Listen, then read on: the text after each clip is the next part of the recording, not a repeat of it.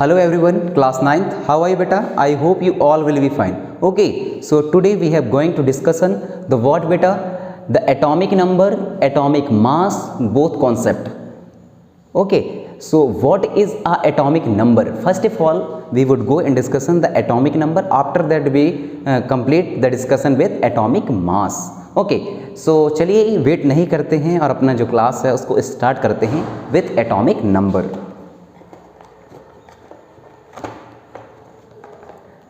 आप लोगों का जो ये डिस्कशन है ये पेज नंबर 52 में दिया गया है, atomic number and mass number. Okay so you can write the heading 1 atomic number and mass number. Okay, so first you take that heading atomic number. What is a atomic number? Under the atomic number you can write what beta? Total number of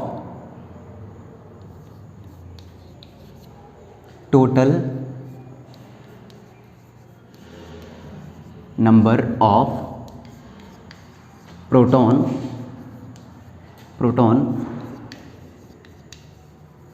present in nucleus of an atom is known as called atomic number. Okay, so what I am write here? Total number of proton which are present in the nucleus of an atom is called atomic number. Okay, so which denoted by which यहाँ लिखने which are denoted by capital Z, which are denoted by capital Z। That means यदि हम बात करें for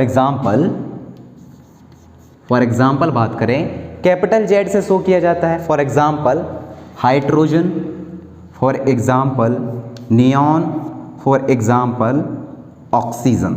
ये तीन मैंने एलिमेंटों के नाम लिखे। तो हाइड्रोजन के लिए जेड की वैल्यू क्या होगी? Is equal to 1।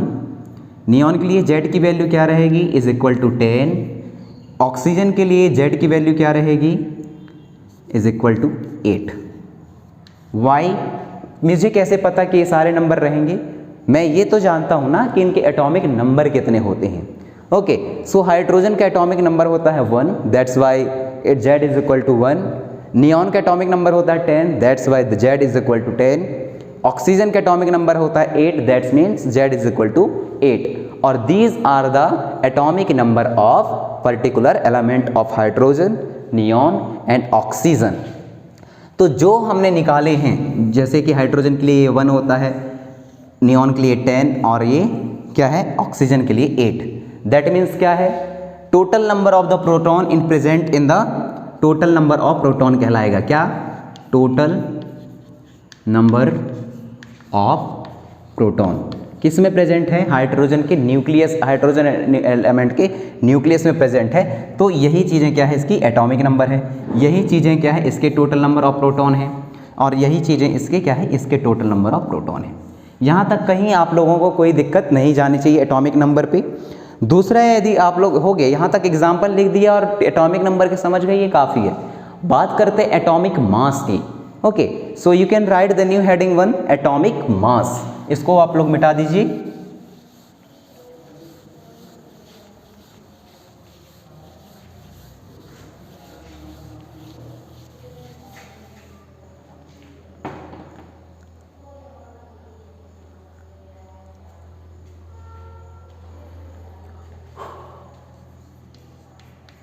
Atomic mass में लिखिए आप लोग the sum of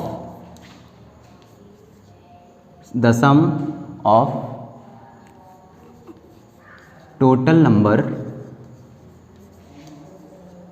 the sum of the the sum of the total number of proton and neutron, the total number of proton and neutron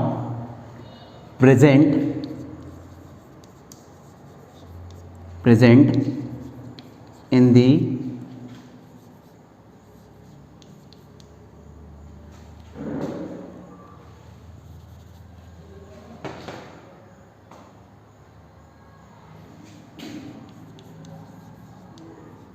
nucleus of an atom is called atomic number or atomic mass or mass of number और atomic mass. How can it's represent, और कैसे इसको define कर सकते हैं? For example ले लेते हैं कार्बन का।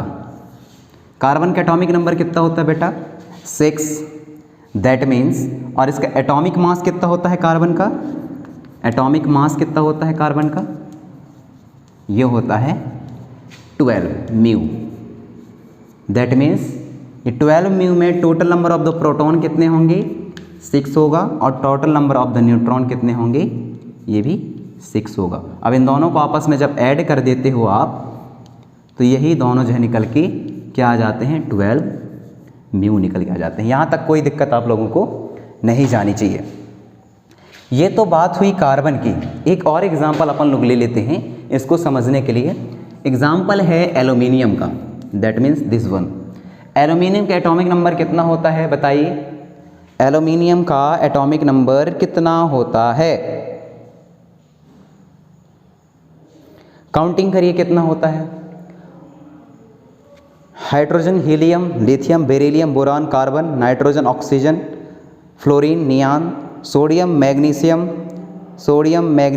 एल्यूमिनियम। ओके, सो यहाँ कितना दिया हुआ? Yes, aluminium, sodium, magnesium, aluminium, silicon, phosphorus, sulphur. That means 13। तो 13 टू कितने हो गए? 26। ओके, तो इसका एल्यूमिनियम का एटॉमिक नंबर कितना होता है बेटा? 13। तो इसका एटॉमिक मास कितना होना चाहिए? एटॉमिक मास कितना होगा इसका? इसका कितना होता है? Double. That means atomic mass इसका क्या हो जाएगा? होनी चाहिए एक्चुअली 26, लेकिन होता कितना है? 27। क्यों होता है? मैंने आप लोगों को एक कॉन्सेप्ट ऑलरेडी बता के रखा है कि यदि आपका जो एटॉमिक नंबर है वह किस में आए बेटा? ऑड में आए, तो हमेशा इसका जो एटॉमिक मास होती है इसके डबल से थोड़ा ज़्यादा रहता है। तो ओके, तो एच तो रीजन ये है, दैट्स वाई इसका एटॉमिक मास कितना होता है? 27। अब इस 27 में जो प्रोटॉनों का नंबर है और इसको न्यूट्रॉनों का नंबर ले लीजिए। तो जो प्रोटॉन का नंबर है वह होता है, प्रोटॉन का नंबर होता है 13 और न्यूट्रॉन का नंबर होता है 14, और इन दोनों को जब आप ऐड कर देते हो तो यही आकर इक्वल हो जाते हैं 27 म्यू की। अब आप लोग कहेंगे कि कैसे पता चलता है कि 20 न्यूट्रॉन का नंबर ये रहनी चाहिए, स्मॉल से रिप्रेजेंट करते हैं, सॉरी।